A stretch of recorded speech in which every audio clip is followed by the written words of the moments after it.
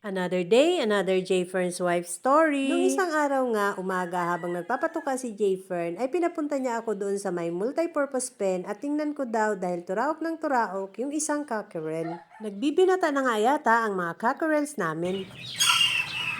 Tuwang-tuwa ako at naturaok na nga ang cockerel namin kahit pagaw pa ang boses niya. At nakita ko nga rin na nagsisimula nang magpaluan ang mga cockerels namin. Parang naglalaro lang sila dahil hindi pa nagkakasakitan, pero pag may nasaktan sa isa dyan at lumaban, doon na mag-uumpisang mag-awayan. Pinatuka na yan ni Jayfern kaya nagtataka kami kung bakit sila nag-aawayan. Ganyan lang kasi sila kapag mga gutom na kaya pinapatuka agad namin. Mukhang maiinit na nga ang mga ulo nila. Sana wag muna silang mag-awayan dahil hindi pa natatapos ang ginagawang range area. Pinatuka na nga namin ang iba pang mga sisiw sa brooder. Ang bilis lumaki ng mga sisiw at mukhang maya-maya ay masikip na rin sila sa brooder. Matakaw ang mga sisiw sa patuka kapag ganitong edad. At itong mga sisiw sa folding ay nilabas ko na sa kahon at pinatuka ko na. Mukhang makukulit na rin ang mga bagong pisang sisiw namin. Itong banahon namin dumating kahapon, ayan, pinapaliguan na ngayon ni Jayfern dahil nangitlog na. Isasalang na namin.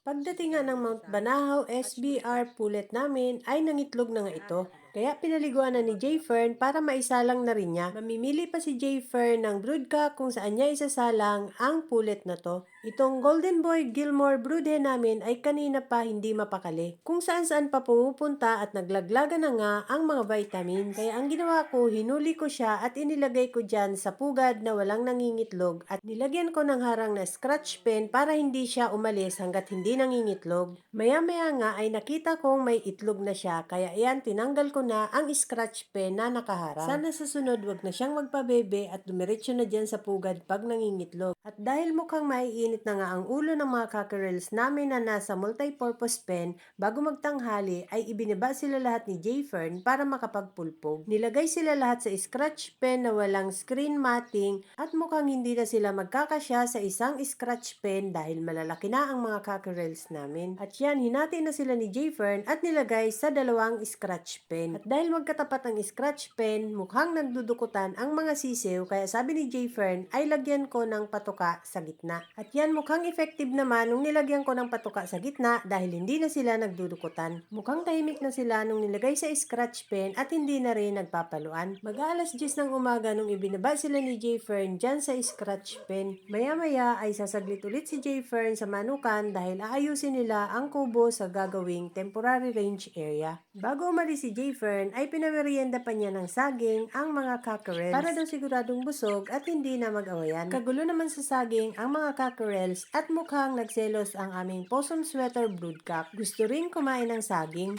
Ako! Mamalo! At yan na nga, pinalo si Jayfern dahil hindi niya binibigyan ng saging ang possum sweater broodcock. Ulo ko yun.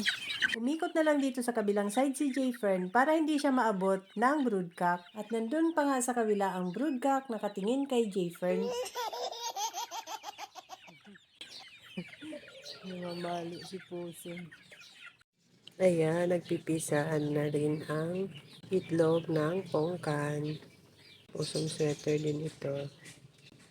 Very good. Nagsisimula pa lang magpisaan.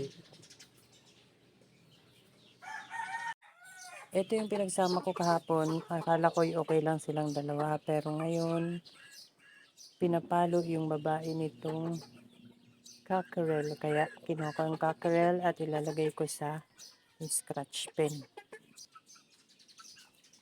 Dito ko muna siya ilalagay.